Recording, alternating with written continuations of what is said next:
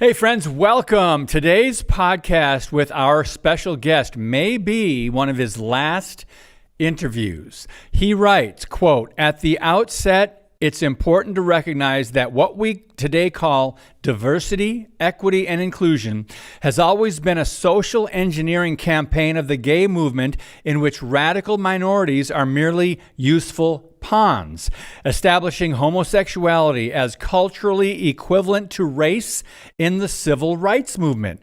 In the 1990s, they quarterbacked the national anti-discrimination public policy campaign to stigmatize and criminalize social disapproval of homosexuality, using the tactic of bundling sexual orientation with race as inseparable legal equivalents." Coming up, the history of DEI in the military. That's next. Welcome to Worldview Matters, discussing controversial issues, discerning current events, defending biblical Christianity. No topic off limits. And now, here's your host, David Fiorazzo. Well, friends, you're in for a special treat. This man has been fighting on the front lines in the culture wars for many decades, and we can learn a lot from his columns. We can learn a lot from his books, and that is author and pastor Scott Lively, human rights consultant and missionary with service in more than 50 countries. He's the author of 8 books, including Redeeming the Rainbow, and also he's got a brand new one we're going to tell you about in a minute. The website is scottlively.net. That's scottlively.net. And let's bring him on right now. Brother, so good to see you and spend some time again. Good to be back with you, David. God bless you, man. God bless you. So people know what we're going to talk about based on what I read from your article, The History of DEI in the Military. But before we start, I said something a little provocative. There it is. That you can find that on Scott's website or WorldNet Daily. And there's an also at WorldNet Daily, it says my final WND column as of February 17, my final column. So you had a health scare a couple months ago. Share what's going on with you personally and why I said this may be your final interview. Well, David, a couple of years ago, I decided that I wanted to retire from the culture war. It's been now, as of this year, I got started in 1988. Wow. And taking on battles, it's always been by the prompting of the Holy Spirit ever since I got saved. I've always sort of taken on battles that other people were not, aspects of the war that other people were not addressing. For example, in 1995, I published my first book, The Pink Swastika, Homosexuality and the Nazi Party, knowing that it was going to essentially prevent me from ever having a major leadership role in the national pro-family movement because it was just too controversial and too explosive. Mm-hmm. So I've spent all these years doing that. I was named a few years ago as the public enemy #1 of the global LGBT movement. Because I had essentially become a missionary to the global pro-family movement and was having a lot of success in preventing their agenda in foreign countries, not here. They've just been too powerful here in the U.S. But I have been fighting. I was raised up as a culture war activist during the Reagan Revolution, and when the Reagan Revolution sort of faded away and gave way to the heavy rhino control of the Republican Party. I continued to work as a sort of behind the scenes and behind enemy lines activist for all these years. But I decided after all this time to, I've got a bunch of grandkids now, and frankly, with the re-election of President Trump and the anti-DEI movement rising to such spectacular heights now in terms of power and effectiveness, I don't think I'm really needed anymore in terms of, I think the insights that I have are valuable and I'm always going to provide those. But in terms of taking on new battles and being where the fighting is the hottest and all that, I'm done with that. Well, and so I decided on my birthday in December of last year, I would resign from the culture war. But just a couple weeks before November 25th, I had a heart attack. It's sort of like with the Lord sort of rubber stamping, endorsing that plan. Anyway. Well, thank you for sharing that with us. We're so blessed to have you on.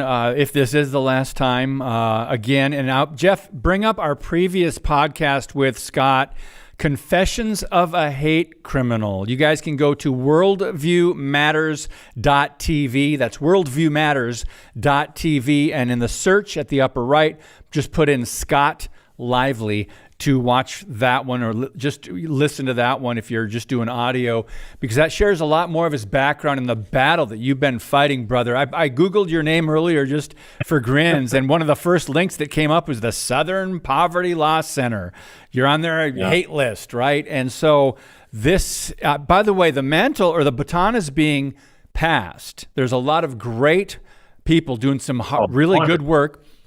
Let me mention real quick and get your response to Christopher Rufo. Yeah, he's the first name that came to mind. I've never met the kid, but in fact, I don't even know how old he is, or I've seen his picture. But he really has become a rising star. Robbie Starbuck.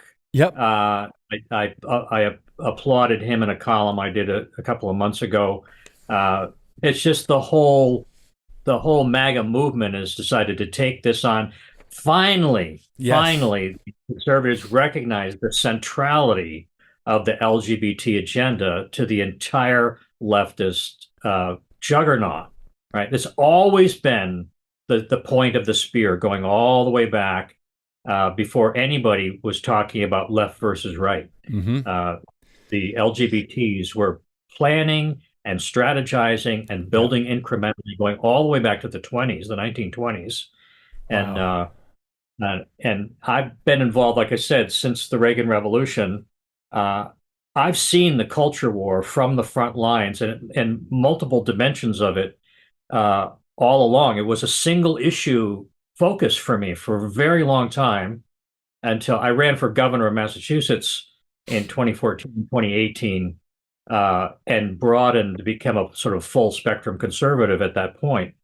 But I think I know more about the culture war, the LGBT. When you talk about the culture war, you're really talking about the attempt of the LGBT movement to conquer Christianity, and all of these aspects of it, including the Black Civil Rights Movement, which predates it, all became pawns and tools of the gays to achieve their objective. And the way that you can tell, even, there's lots of evidence of that, tons of it. But the best evidence of it is just look at the Pride calendar. Look at the diversity calendar in America, right? Blacks get February, right? Frozen February, and women get slush month March, right? But the gays get 2 months, the two best months of the year, weather-wise and in terms of access to school children, and that's June and October. October is History Month. So that gives you all you need to know about who's really driving the agenda, who has the power, who is been empowered and is empowering themselves by the promotion of DEI, and the blacks and women. I mean, when you're talking women in the leftist agenda, you're really talking to a large extent lesbianism, right? Not entirely, but the ones that actually achieve the highest level of power.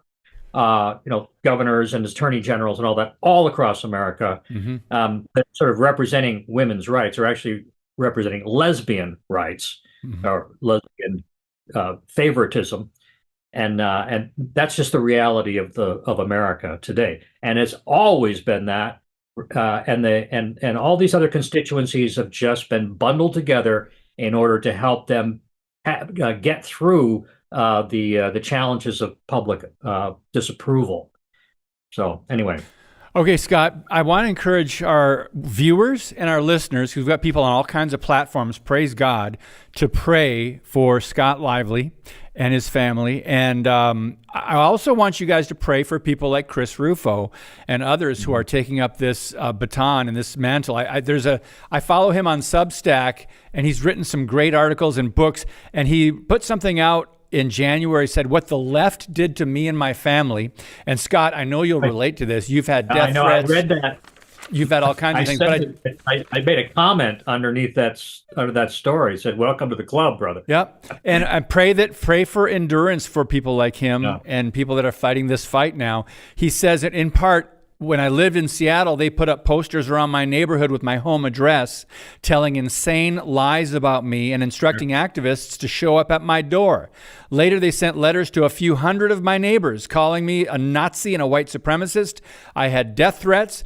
References to my family were on there, the whole deal. And he said, a few times I had to pack up the kids and leave town. And he mentions one time one of these activists found one of my children at a park with the babysitter and yelled at him until he started crying, and my son came home terrified. And it goes on, but this is what they do. This is how the left plays, the demonic left. Go ahead. I've been there. Every single thing he's talking about, I have been through myself. They had, oh man, I'm writing my life story. And I'm writing it. I've been developing. If you read my columns on WorldNet Daily, there's 456 columns there. Oh my goodness! Over the years, I've developed what I call a style of testimonial evangelism. When I write, it isn't just about a guy commenting about what other people are doing. As much as possible, I have provided first-hand witness account of things that have happened. I bring up stuff in my past. I've lived that way, and I believe that's the most powerful testimony that you can have is something from your own experience you're expressing to people, using yourself as an example, like Paul did, right? Not for self-glorification, but for sort of certifying that you know what you're talking about because you actually have been there. You're not just repeating what someone else is doing or recounting the actions of others.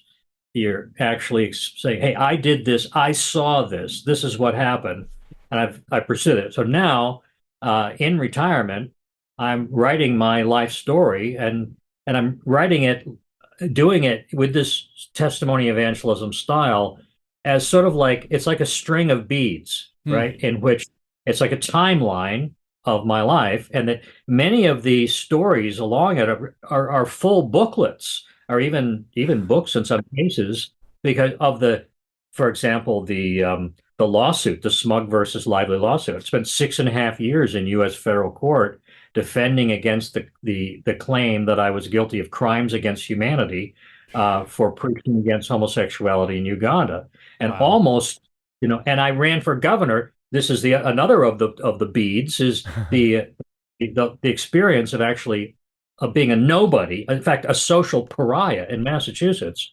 running for governor twice.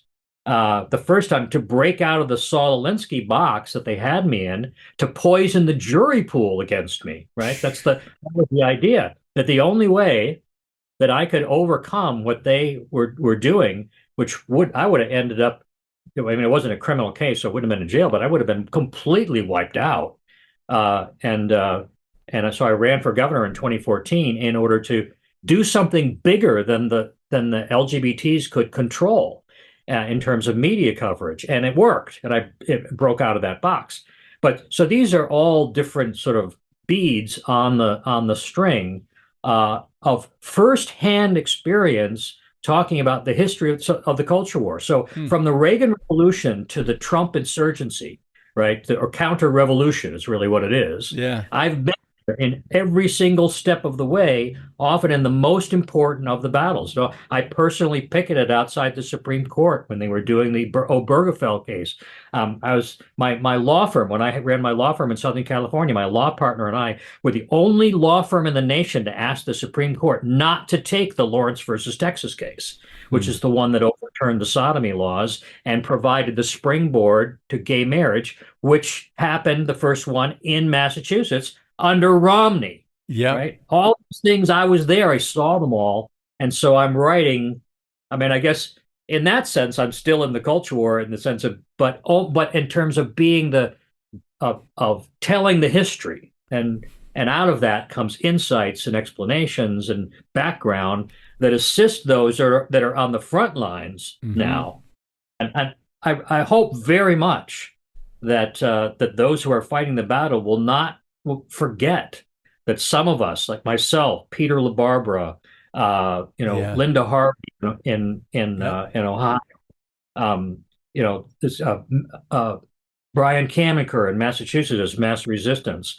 There were a handful of us who were single issue pro-family activists going all the way back that Mm. fought this battle. Tulsi Gabbard's dad, Mike Gabbard, was one of us, and Wow. we all met there back in 1992, I think, 92 in the basement of a hotel in Framingham, Massachusetts. Mike Gabbard actually flew to meet me on the West Coast, and we flew together to go to that meeting.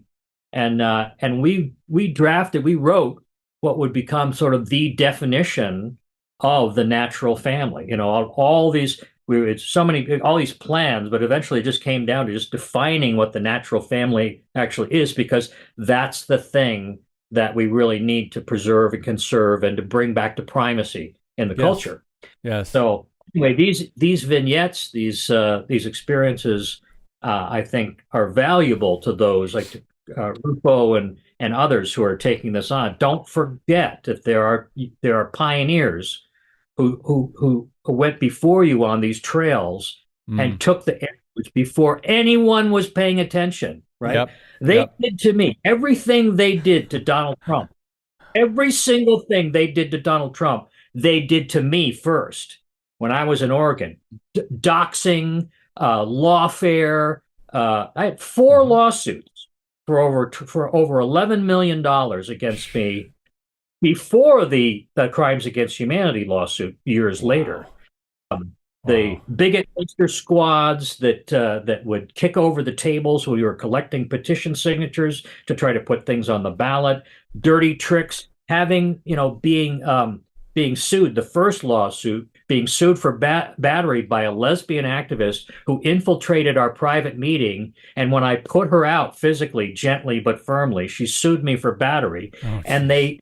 they scheduled the trial for that for 3 weeks or 6 weeks before the election of ballot measure 9, um, uh, which was the No Special Rights Act, which we lost in Oregon, but we won in Colorado, and it became Amendment 2 that was the basis for the Supreme Court case Romer versus Evans, right? Which was the first of the four lawsuits, of the four Supreme Court decisions, the majority opinion of which was written by Anthony Kennedy, that established gay cultural supremacy in America. It was taking down Amendment 2 was what did that. But anyway, I was part of all that. But I ended up in front of a Nike corporate lawyer who was put in place as the pro tem judge of this defamation case.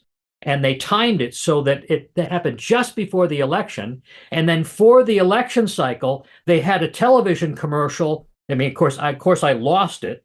Our lawyer it was his first case out of law school. Jeez. Oh, what a disaster! And but the TV commercial had these three vignettes, and the center one was this ominous. It's like it said, a lesbian is beaten by an official of the OCA. They spent $1 million on this all over the state, and then they put posters. You talk about Rufo. They put posters with my face on it throughout the entire neighborhood where I live with my family, and hang your head in shame, Scott Lively, and then listed all this nonsense. So, I've just these are the things that you face, Mhm. or you used to. Now that Trump is in office, and I'm blown away that he is not sort of giving any ground to the LGBTs at this point. We'll see what happens during Yeah. Pride Month, because Right. it looks like if he this is the big problem. If people listening to the show don't get anything else from what I say, just remember this battle is not about DEI. Mm. This battle is about the LGBT agenda, Mhm. and whether or not we push them back into the closet, or they stay out and remain in power, and gay marriage gets incorporated Mm. into mainstream culture from now on. That's going to be the test. Because if they win that battle and we don't roll back gay marriage, and we we don't get back to the place where we have tolerance but not acceptance for the LGBT agenda, then it's all going to be a waste, because they're just going to grow back up like a weed. They're going to grow back up, and everything that we thought we've won will be lost again, as has happened over and over. Yeah. Hey, we got to take a brief pause. Shout out to one of our sponsors. We'll be right back with Scott Lively. Introducing Patriot Mobile, the wireless carrier that stands with you. We are committed to supporting the values that make our nation great. With affordable plans and reliable nationwide coverage, Patriot Mobile is not just a wireless service. It's a call to action for those who believe in the American dream. Get free activation now with promo code David.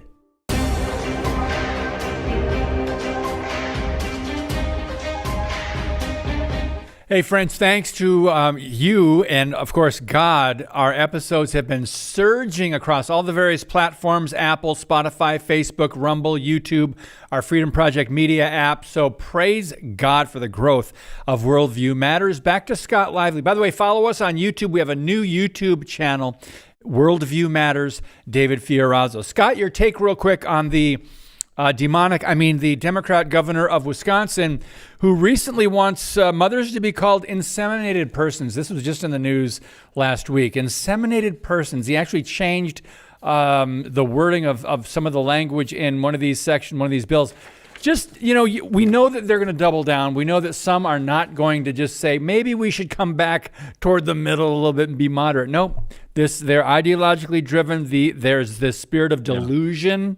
And go ahead. They're just crazy. I mean, the thing about it is that the public has never really been behind this, but everyone was afraid to say that they weren't for it. Right? That's the power.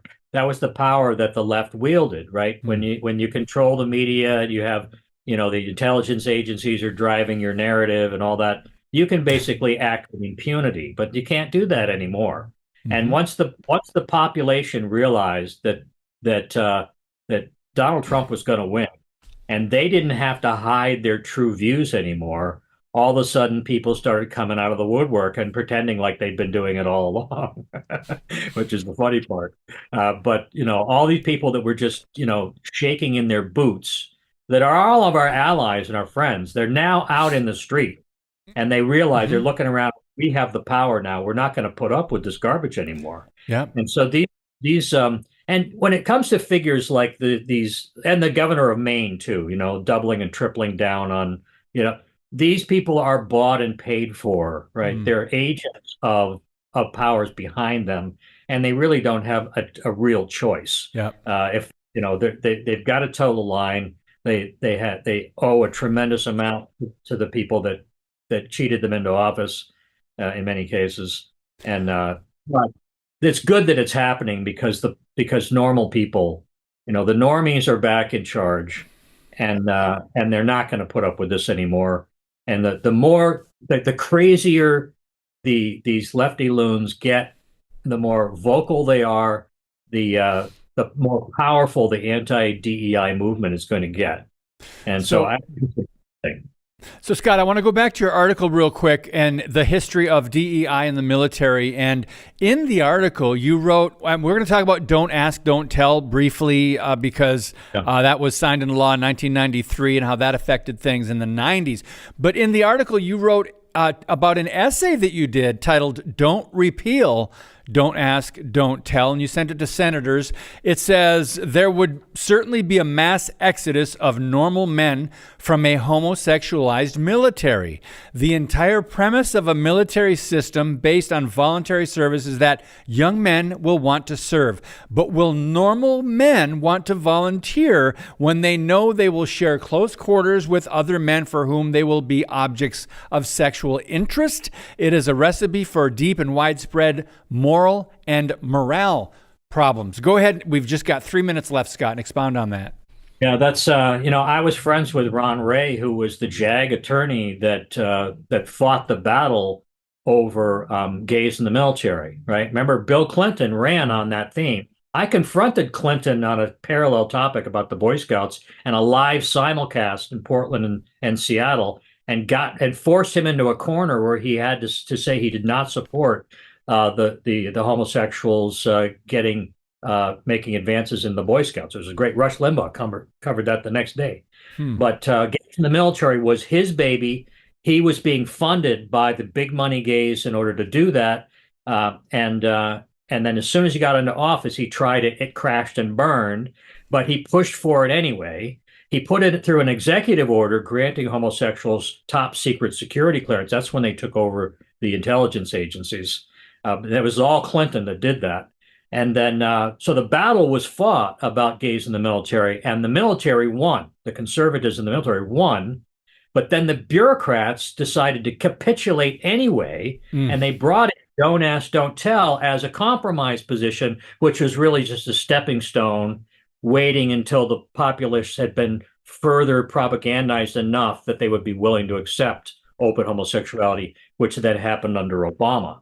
I fought this all the way around. I actually went to D.C. with the article that I wrote and passed out copies. I confronted my senator, Scott Brown, or his office anyway, who were bragging that he had stood strong against letting it come out of the committee. And then within a month, he's holding a press conference, flipping his vote in support of repeal of Don't Ask, Don't Tell, and accompanied by the most powerful LGBT organization from Massachusetts standing behind him while he signed. Jeez.